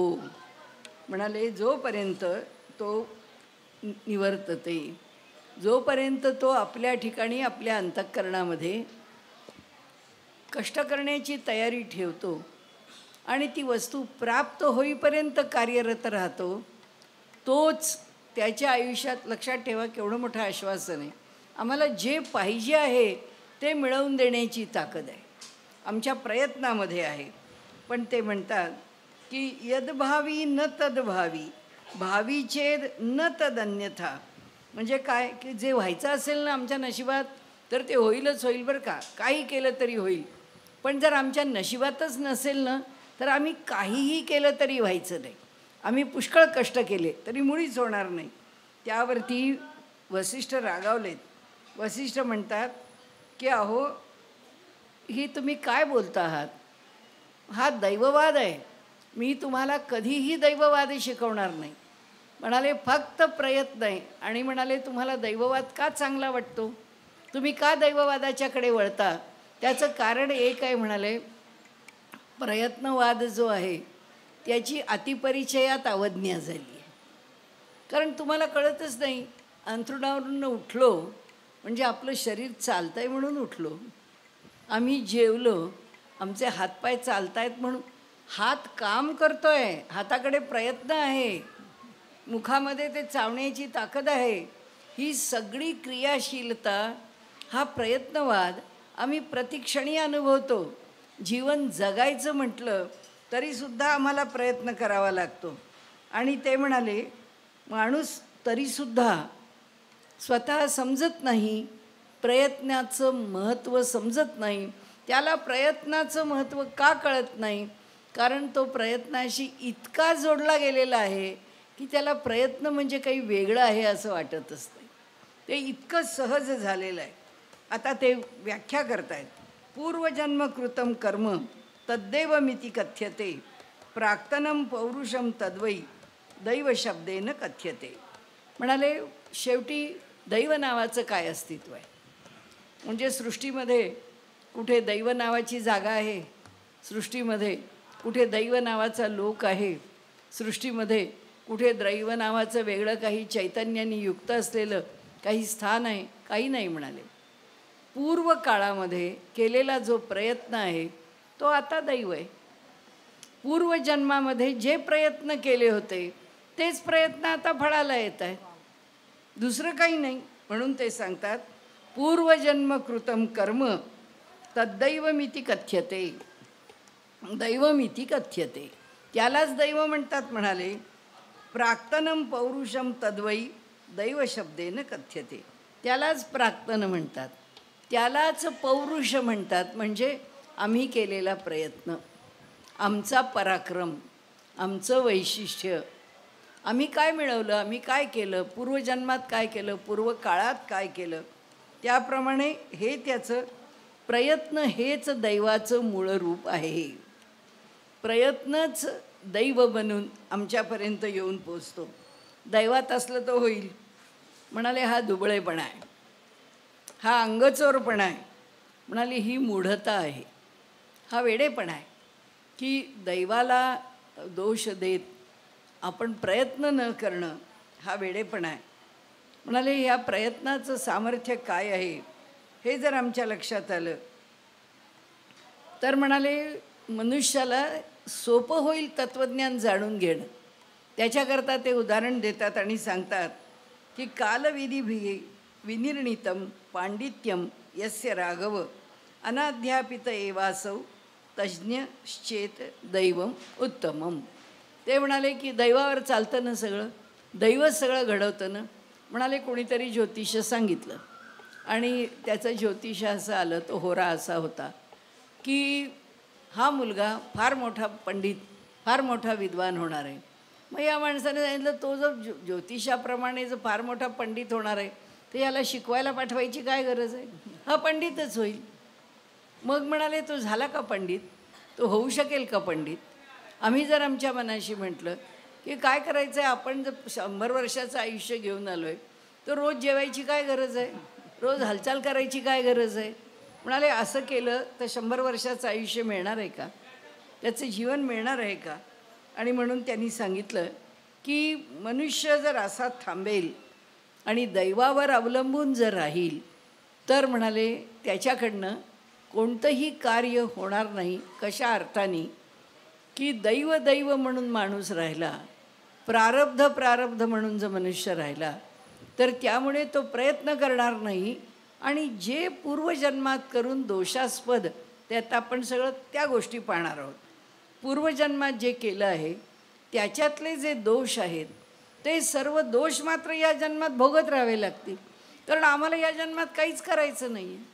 आणि त्यामुळे आपल्याकडे पहिल्यांदा असं सांगितलेलं आहे की आपला आवाज चांगला आहे, आपली बुद्धी चांगली आहे, आपल्या हातामध्ये कला आहे, आपलं ड्रॉइंग उत्तम आहे, चित्रकला उत्तम आहे, आपल्या हातामध्ये चांगल्यापैकी काही म्हणजे स्वयंपाक असो, म्हणजे ती सुगरण असो स्त्री, काहीही कोणतीही कला कोणाच्याकडे असेल, कलाकाराकडे, किंवा आपल्याकडे जे वैशिष्ट्यांनी परमात्म्याने दिलं आहे त्याचा जर आम्ही योग्य उपयोग केला नाही तर ते सुद्धा पाप आहे.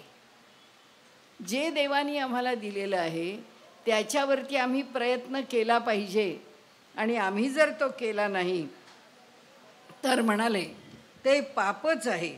आणि म्हणून त्यांनी इथे सांगितलं आहे की जर अशा प्रकारे एखाद्याला भविष्य सांगितलं आणि तू पुष्कळ लखपती, त्याच्याही बाजूनी कथा पुष्कळ आहे, नाही असं नाही, पण त्या प्रत्येकाचं उत्तर आपण तर घेणारच आहोत. त्यांनी सांगितलं की दैवाचा विचार कुठपर्यंत करावा. मनुष्य पुष्कळ प्रयत्न करतो आहे आणि त्याचं पूर्व प्रयत्न जे आहेत, म्हणजे आपल्या आजच्या भाषेमध्ये दैव, पूर्व प्रारब्ध, हे जर जास्त बलवान आहे, प्रबल आहे, तर यावेळेचे प्रयत्न त्याच्यापेक्षा प्रबल असले पाहिजेत, तरच त्याच्यातून तो बाहेर पडेल. नाही तर नाही पाहिजे, आपण आपल्याला जमेल तेवढं करावं. मग जमेल तेवढं करावं तर भगवंतही जमेल तेवढंच फळ देईल ना. तो तरी कसं आम्हाला पाहिजे ते यथोचित फळ देईल? नाही देणार. आणि त्यामुळे इथे त्यांनी सांगितलं आहे की कशाकरता मनुष्य दैवाचा आश्रय घेतो, कारण दैवम आश्वासन मात्रम दुःखे पेलव बुद्धिषू, दुबळ्या मनाचं समाधान करण्याकरता दैवाचा आधार माणसं घेतात, अन्यथा दैवाच्या आधारावरती काही चालत नाही. आपल्याकडे एक वचन आहे की बली पुरुष कारोही दैवमपि अतिवर्तते, बलवान पुरुष प्रयत्न हे दैवाला ओलांडून पुढे जातात. आणि नाहीतरी ज्योतिष कशाकरता बघायचं, नाहीतरी आमच्या पत्रिकेमध्ये काय म्हटलं आहे ते त्या चौकटीवरून कशाला जाणून घ्यायचं, एवढ्याच करता जाणायचं की काय आपल्या विरोधात आहे, ग्रहमान विरोधात आहे, काय आपल्या विरोधात आहे. आपल्याला ही परिस्थिती आता जी येणार आहे ती परिस्थिती आपल्याला ज्याची अपेक्षा आहे ते पुरी करण्यासारखं अनुकूलता देणारी परिस्थिती नाही आहे. मग आपल्याला जर अनुकूल करून घ्यायची आहे आणि जे काही त्याच्यात म्हटलं आहे तसं नाही, ते आम्हाला साध्य झालंच पाहिजे. ह्याच्याकरता जर आमचा प्रयत्न दीर्घ चालू राहील, कठोर चालू राहील, खडतर चालू राहील, तर त्यांनी सांगितलं आहे की प्रयत्न काय करतो, बली पुरुष कारोही, बलवान पुरुष प्रयत्न आहे, जो पुरुष प्रयत्न दैवाला ओलांडून पुढे जा. नाहीतर भगवंतानी आम्हाला कर्माचं स्वातंत्र्य दिलंच नसतं. आणि जे काही पूर्वजन्मीचं दैव म्हणून घेऊन आलो आहे ते दैव आहे त्याप्रमाणे जर भोगून आयुष्य संपवायचं असेल तर मग त्याला या जन्मामध्ये काही करण्याची गरजच उरली नसती. जर दैवात आहे ना 50 वर्षाचं, काही करायचं नाही, नुसतं ठोकळ्यासारखं बसून राहिलो, आमचं जेवण होऊ दे, आमचं खाणं होऊ दे, आम्हाला पैसे मिळू देत, आमचं घर चालू दे, कसं चालेल, कसं होईल, हे सगळे आपण प्रयत्नच करत असतो. तसंच आपण जेव्हा ज्योतिष बघतो त्यावेळी आपला काय एकूण पुढचा काळ आहे, कसा आहे, अनुकूल आहे, प्रतिकूल आहे, ती प्रतिकूलता दूर करण्याकरता ते शास्त्र आम्हाला उपयुक्त आहे. ती प्रतिकूलता कशी दूर, किती प्रकारांनी दूर करायची, कशा प्रकारे आपण कालच बघितलं. राजा दशरथांनी जो यज्ञ केला, 9,000 वर्षांचा यज्ञ, किती सत्र झाली त्याची. आजही 1000 वर्षाच्या सत्रांचे यज्ञ चालू आहेत. असं काही समजू नका की दशरथांनी 9,000 सत्रांचा यज्ञ कसा केला असेल. आजच्या काळात सुद्धा यज्ञ, मला माहीत असलेला सुद्धा 1000 वर्षांच्या सत्राचा यज्ञ चालू आहे, चालू ठेवलेलं असतं. यज्ञ म्हणजे हा प्रयत्न आहे की जेव्हा राजा दशरथाला कळलं की मला पुत्र होणार नाही, पण मला पुत्राची इच्छा आहे, अपेक्षा आहे, मला पुत्रसंतती प्राप्त व्हावी, याकरता म्हणून मी प्रयत्न करीनच करीन. किती करावे लागले? 9,000 वर्ष करावे लागले. काय माहिती कुणाचं दैव कसं आहे, त्याप्रमाणे त्याला प्रयत्न करावे लागतील. म्हणाले, पौरुष प्रयत्नेन यन्नाप्नोति गुणान्वितः.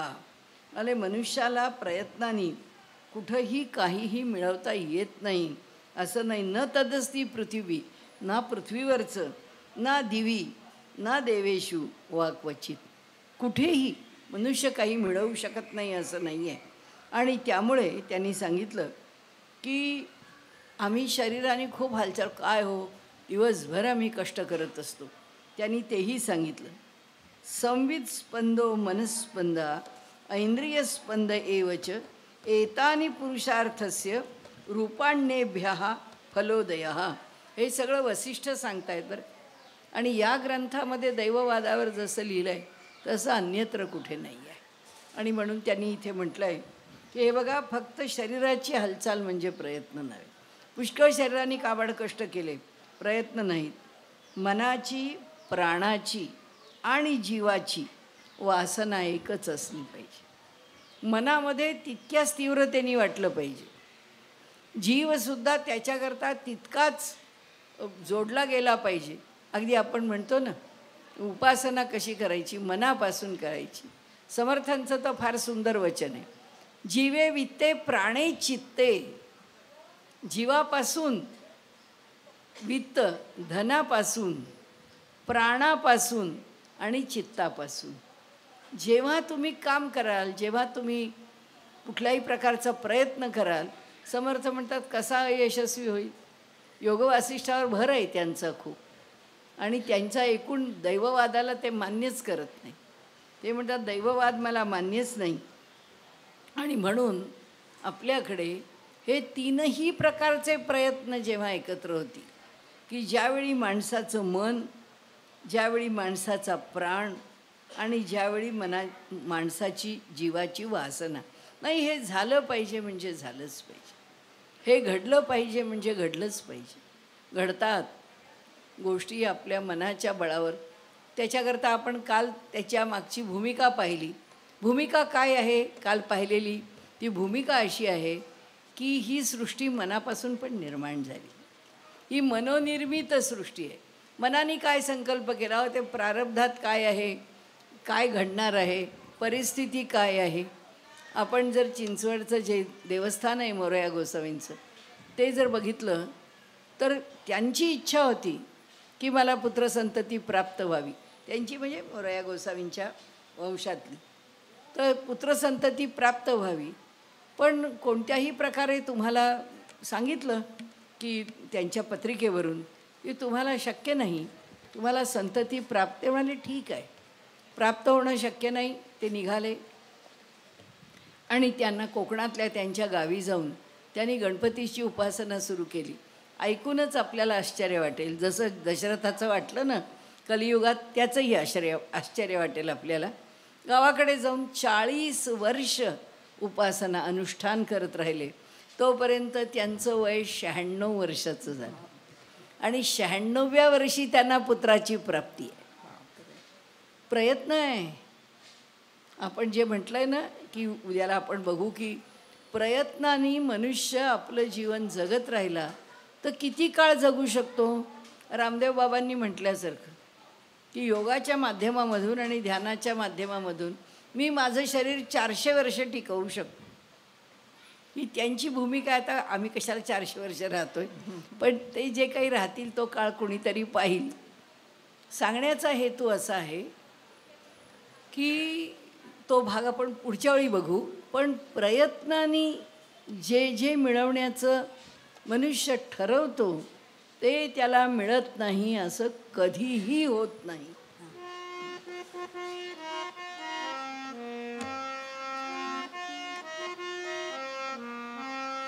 जग में सुंदर तेरो नाम, चाहे कृष्ण कहो या राम.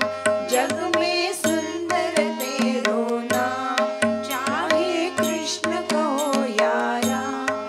बोलो राम राम राम, बोलो राम राम राम, बोलो राम राम राम, बोलो राम राम राम. जग में सुंदर तेरो नाम, चाहे कृष्ण कहो या राम.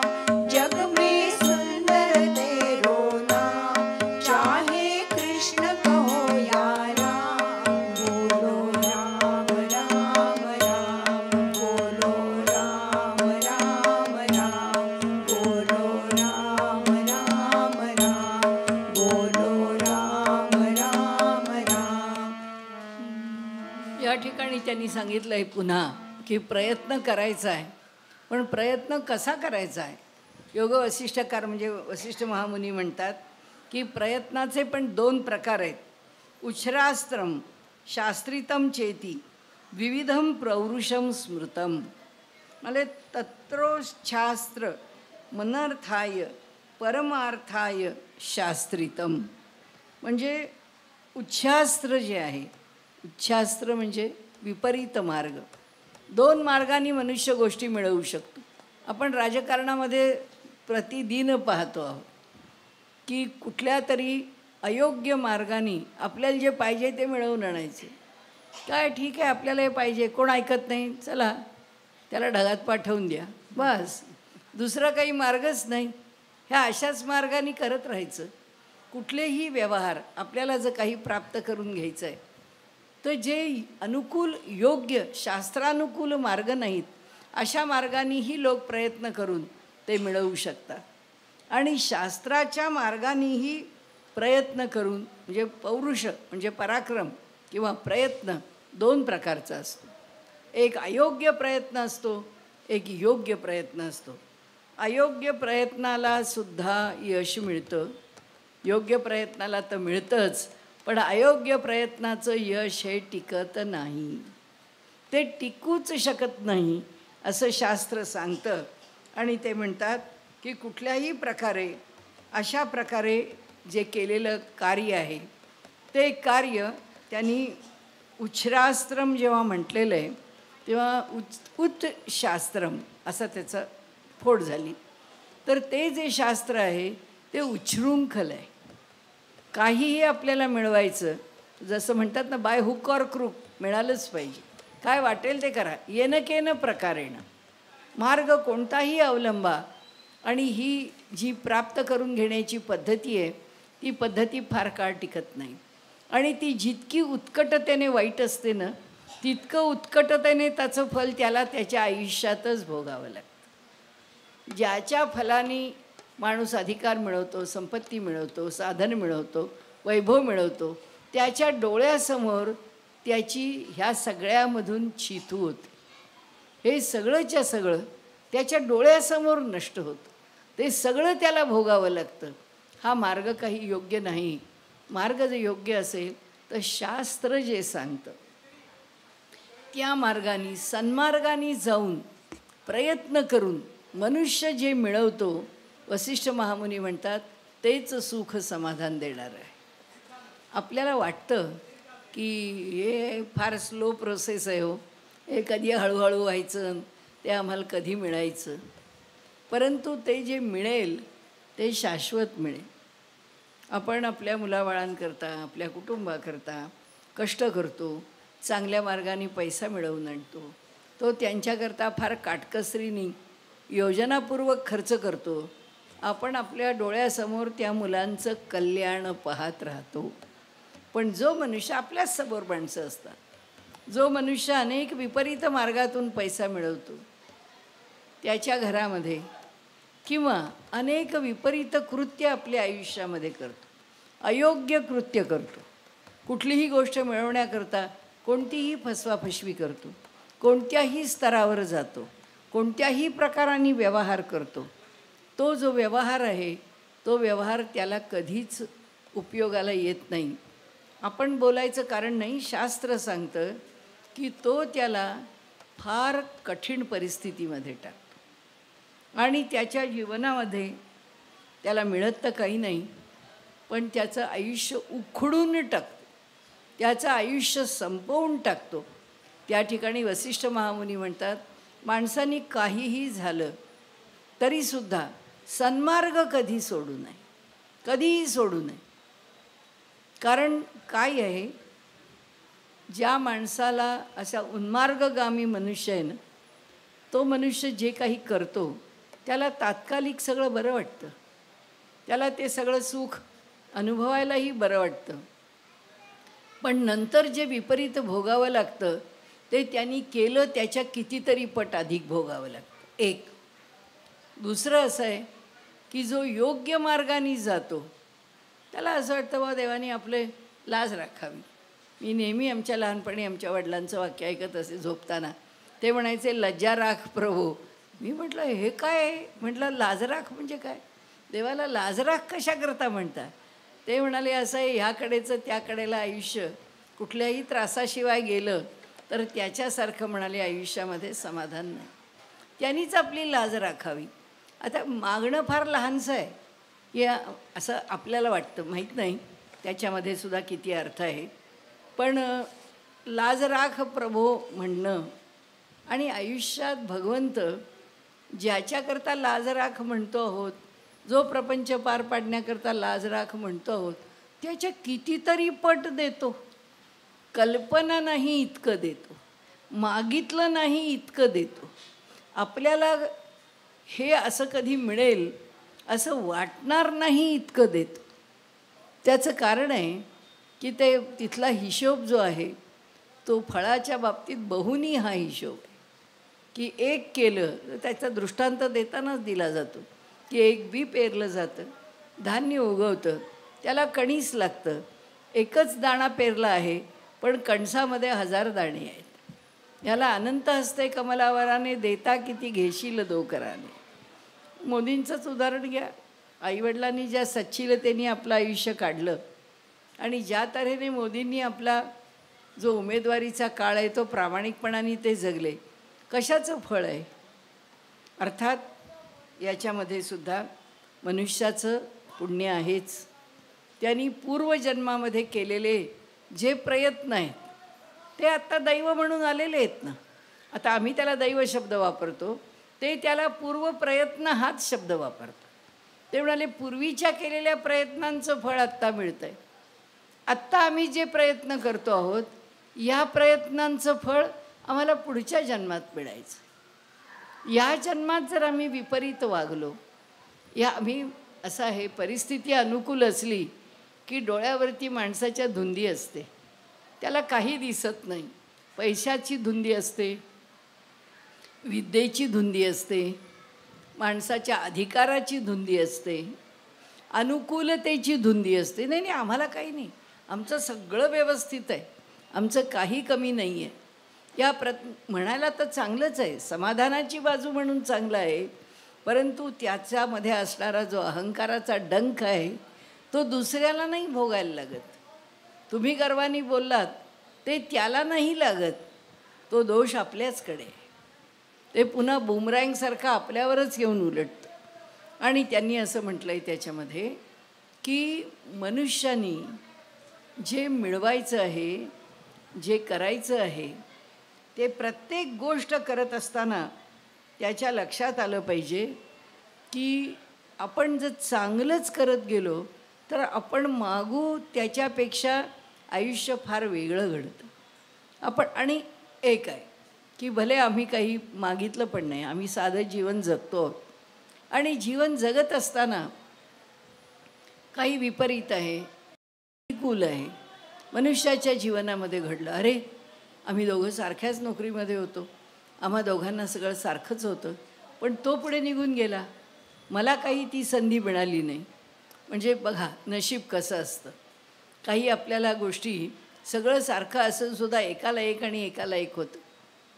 तिथे जर मनुष्याची श्रद्धा असेल, म्हणजे उच्छृंखलपण नाही, याचं उदाहरण म्हणून आपल्याला सांगते की अंतःकरणामध्ये जर अशा प्रकारचा वरवरचा विचार नसेल, नाही भगवंत जे करील ते निश्चितपणे कल्याणाचंच करील.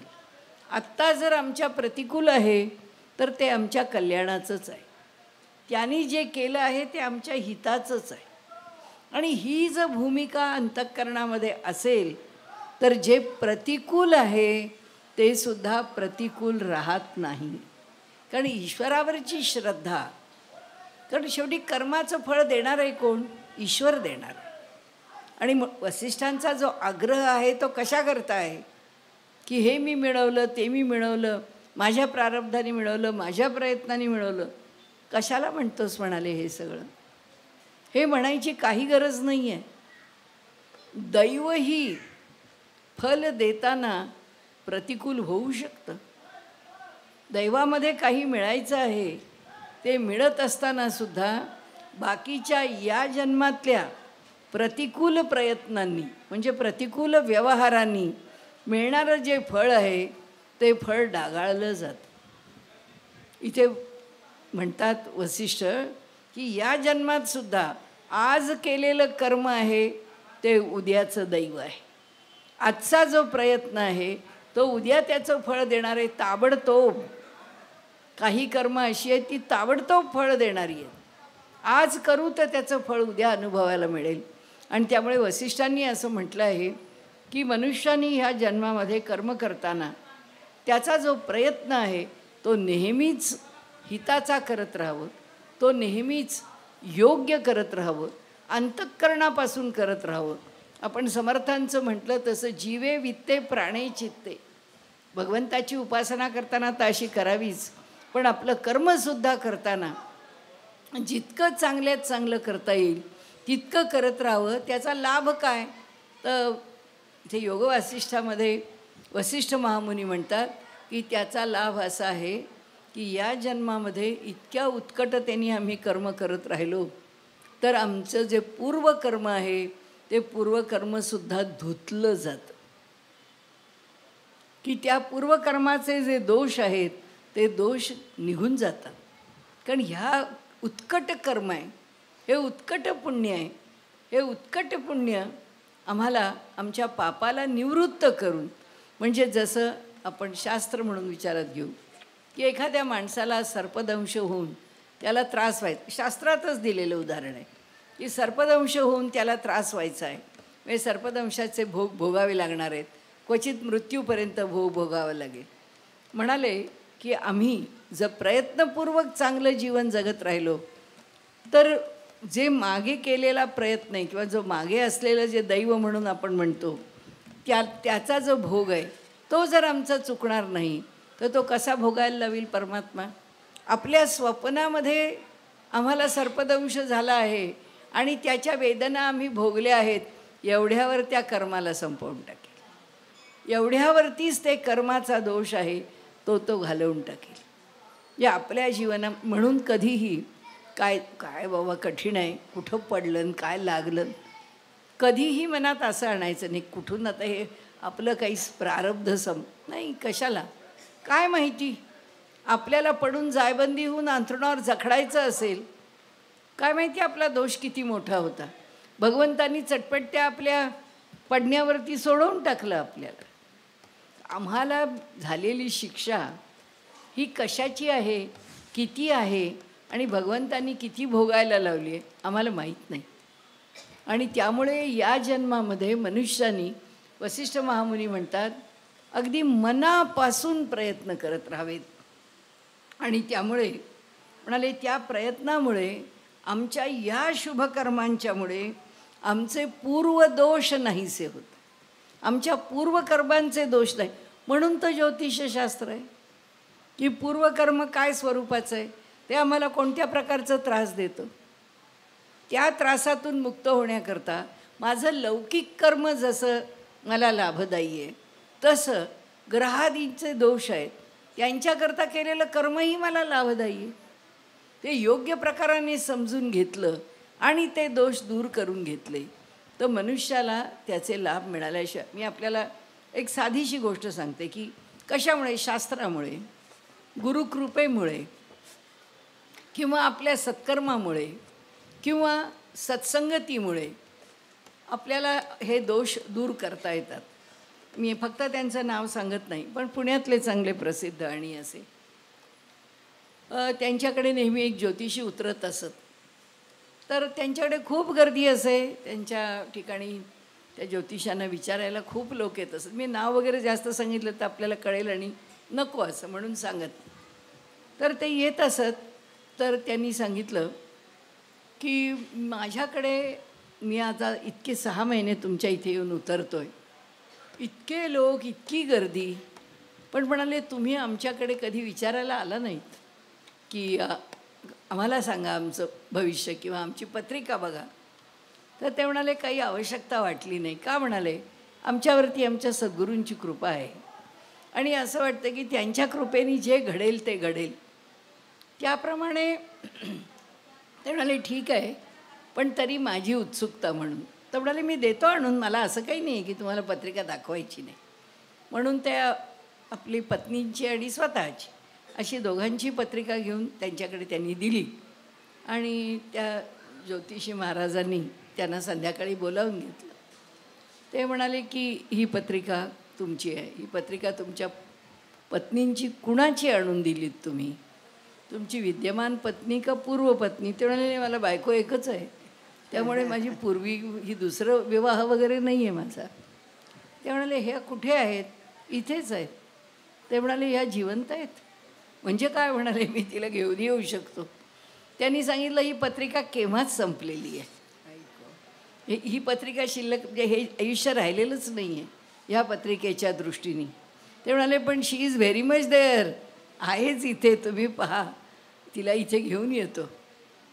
तर त्यांनी त्यांना सांगितलं की आता तुमच्या बोलण्यामुळे मला अर्थ कळला. म्हणाले की मला माझ्या गुरूंनी सांगितलं की तुझ्या पत्नीची पत्रिका कधी कुणाला दाखवू नकोस. मी तुला तुझ्या घरामध्ये माझ्या पादुका ठेवायला देतो. त्या मी ज्यांच्या पादुका आहेत त्या दत्तगुरूंच्या असतील, कोणाच्या असतील, तर त्या पादुका तुझ्या घरामध्ये ठेव आणि मी तुझ्याकरता एक चिठ्ठी लावून ठेवतो. ती चिठ्ठी कधी उघडायचा फारसा प्रयत्न करू नकोस. तर ठीक आहे म्हणाले. मी काय ठेवून दिली चिठ्ठी, अजूनसुद्धा मी उघडली नाही. आणि आम्ही त्या गुरुपादुकांचं नेहमी चांगलं पूजन वगैरे करतो, जी काही उपासना करायची आहे ती उपासना करतो. त्यांनी सांगितलं की ह्या बाईला आयुष्य जे मिळालं आहे हे कुठून मिळालं आहे हेच कळत नाही, कारण ह्या पत्रिकेमध्ये हे आयुष्य संपलेलं आहे. तर त्याच्यातून जे मिळाली ती चिठ्ठी काढली, त्यातून त्यांनी सांगितलं की विवाह होताना तू जेव्हा तुझ्या पत्नीला माझ्या दर्शनाला घेऊन आलास तेव्हाच मला माहीत होतं ही अल्पायुषी आहे आणि म्हणून मी तुझं जीवन व्यवस्थित चालावं याच्याकरता म्हणून म्हणाले मी तुला ह्या पादुका दिलेल्या आहेत आणि लक्षात ठेव तिला व्यवस्थित आयुष्य मिळेल, पण ही चिठ्ठी कधी कोणाला दाखवू नकोस. ही परमेश्वराची कृपा आहे. म्हणून त्यांनी आपल्याला सांगितलं आहे की जे मिळतं, विषय मोठा आहे. आता खरी विषयाला सुरुवात झाली. आपण आता कसं केलं, आत्तापर्यंत त्याची पार्श्वभूमी बघितली की माणूस जन्माला येतो, माणसाने मोक्ष मिळवावा हे त्यांना सांगायचं आहे. वसिष्ठ महामुनी मोक्ष मिळावा याकरता आमचं अज्ञान कसं, त्याचे प्रकार सांगतात. ते प्रकार सांगून झाल्यानंतर वसिष्ठ महामुनी म्हणतात माणसाकडे दोष जर काही असेल, आणि परमार्थामध्ये 2च दोष आहेत असं म्हटलं जातं. अगदी ब्रह्मसूत्रामध्ये सुद्धा चर्चा करताना म्हटलं आहे की दोष 2च, एक आळस आणि एक माणसाकडे ढोंग. मनुष्य जेव्हा ढोंगी असतो ते ढोंग हा सगळ्यात मोठा दोष आहे. आणि आज तर समाजामध्ये ढोंगाशिवाय दुसरं काहीच नाही. दुसऱ्याशी सगळं वरवर खोटं खोटं बोलायचं आणि लगेच माघारण कसलं तो काही त्याला अर्थ नाही. मग हे सगळं काय आहे? या ढोंगाला, या फसवेगिरीला, या एक आत बाहेर याला या जगामध्ये क्षमा नाही. या परमार्थ मार्गातही क्षमा नाही आळसालाही नाहीच नाही. दौर्बल्य हा परमार्थामध्ये दोष नाही. आता दौर्बल्य देहाला आलं तर काय करणार? तो देह जर काही करू शकला नाही तर तो देहाचा दोष नाही आहे. ते येऊन पडलेलं त्याच्या पूर्व प्रारब्धाप्रमाणे जे दैव आहे त्याची सगळी चर्चा आपल्याला करायचीच आहे. परंतु जे आज विद्यमान आहे त्यामध्ये आत्ता आपण जो बघतो आहोत विषय, त्यात मग म्हणजे वसिष्ठ म्हणतात त्यात हा आळस हा दोष आहे, हिपोक्रसी ढोंग हा दोष आहे आणि त्याला क्षमा नाही आहे. ढोंगाला बिलकुल क्षमा नाही आहे. मनुष्य जेव्हा दुसऱ्याला फसवतो ती फसवेगिरी याला कणभरसुद्धा क्षमा नाही आहे. त्या वज्रलेप झालेला दोष आहे तो फार त्याच्या पद्धतीने भोगावा लागतो. हे झाल्यावर त्यांनी सांगितलं की आळस हा एकदा तुला दोष सांगितल्यावर आता प्रयत्नात आळस केला तर फार मोठा दोषच आहे. आणि तू प्रयत्नशील राहिलास तर प्रयत्नामध्ये कोणत्या मर्यादेपर्यंत प्रयत्न गेला पाहिजे. आणि तू जर मनाचं बल न ठेवशील किंवा मनोधैर्याने जर तुझे प्रयत्न न करशील तर तू त्याचं फळ नाही मिळवू शकणार. कारण का तर तू त्या प्रयत्नाला न्याय न देता तुझ्या पूर्वप्रयत्नांवर अवलंबून राहिलास किंवा त्या पूर्वप्रयत्नांमुळे तू तितकासा कार्यशील नाही राहिलास. मग दैव म्हणजे काय? म्हणून त्यांनी आपल्याला एक एक मुद्दे सांगितले. दैवाची व्याख्या केली, आळसाबद्दल सांगितलं, दैव काय काय देतं ते सांगितलं, दैवाने दिल्यानंतर आम्ही कसं वागावं, म्हणजे पूर्व परिस्थिती आम्हाला जशी येऊन पोचली आहे त्यानंतर कसं वागावं. तर त्यांनी सांगितलं अंतःकरण फक्त शरीराने काम करून नाही भागत, मनापासून, प्राणापासून, विचारांनी, सर्व अंगांनी जेव्हा आम्ही प्रयत्न करू तेव्हाच आम्हाला त्या वस्तूचं, त्या गोष्टीचं किंवा जे प्राप्तव्य आहे त्याचं फल मिळेल. की ही एक वस्तू पाहिजे, फल मिळेल तेव्हाच मिळेल. आणि एक सांगितलं काहीही अपेक्षा, जे ह्या जगामध्ये अशक्य असं वाटतं अशाही गोष्टीची अपेक्षा केलीत तरी, इतक्या प्रयत्नपूर्वक जर अपेक्षा केलीत तर तुमचं दैव ओलांडून केव्हा न केव्हा तरी त्या प्रयत्नाचं फल मिळतंच मिळतं. हा एक निर्वाळा योगवासिष्ठकारांनी दिला आहे.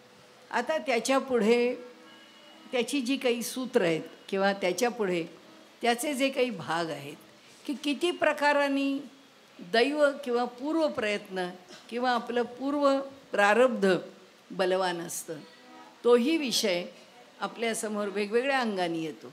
आणि त्यामुळे त्याच्यामध्ये स्वेच्छा प्रारब्ध, परेच्छा प्रारब्ध, अनिच्छा प्रारब्ध अशी प्रारब्धाचे प्रकार आहेत की आमच्यापर्यंत ते कसे पोचतात. सामान्य मनुष्याला प्रारब्ध हा विचार थोडा ना थोडा तरी करावाच लागतो. कारण वसिष्ठांनी आत्ता जे सांगितलं आहे ही फार धैर्यवान पुरुषांची स्थिती आहे. सामान्य मनुष्याची ही स्थिती असत नाही. सामान्य मनुष्य तितका प्रयत्नालाही टिकत नाही आणि त्यामुळे त्याला त्याचे पूर्वप्रयत्न म्हणजे दैव त्याला टाळताही येत नाही. या मुद्द्यापर्यंत आपण आता येऊन पोचलो. आता उद्या आपण त्याचा आणखीन पुढचा विचार करू.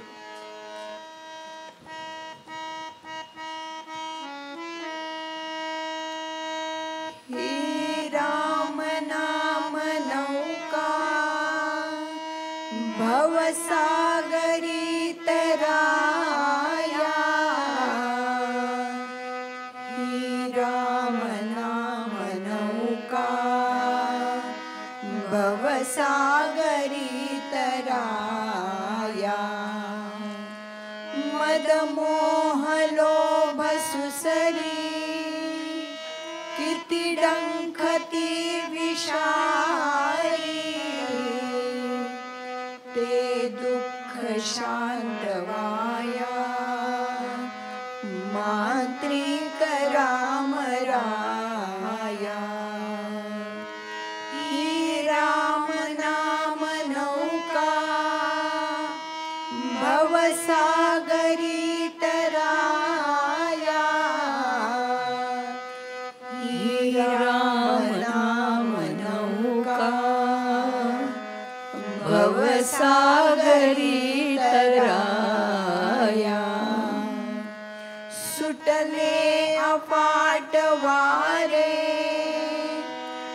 मन तारु त्यात बिथरे त्या वादळातुनिया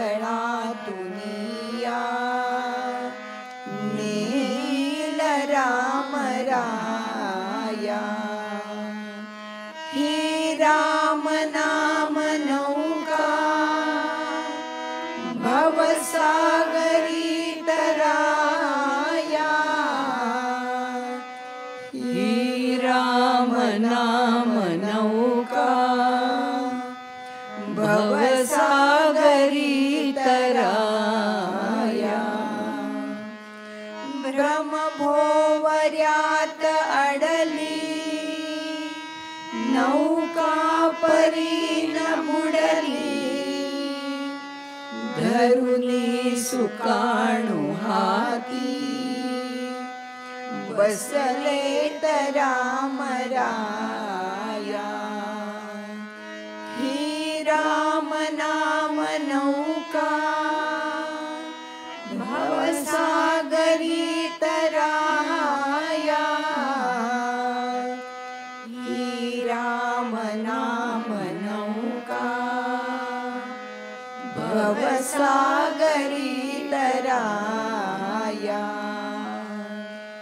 आम्ही सर्व ही प्रवासी जाणार दूर देशी तो मार्ग दाखवाया अधिकारी राम राया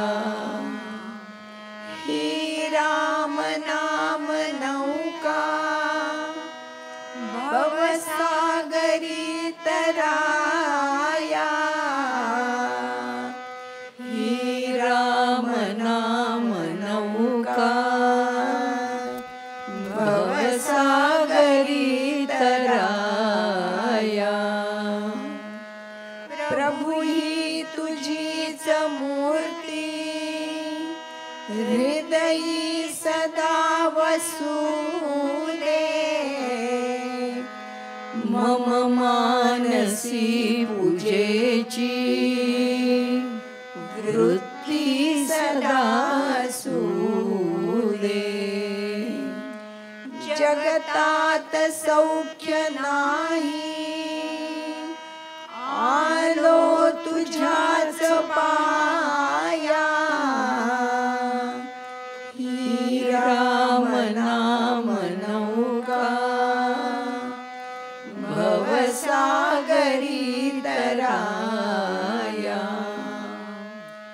ही राम नाम नौका भवसागरी तराया ही राम नाम नौका भवसागरी तराया भवसागरी तराया भवसागरी तराया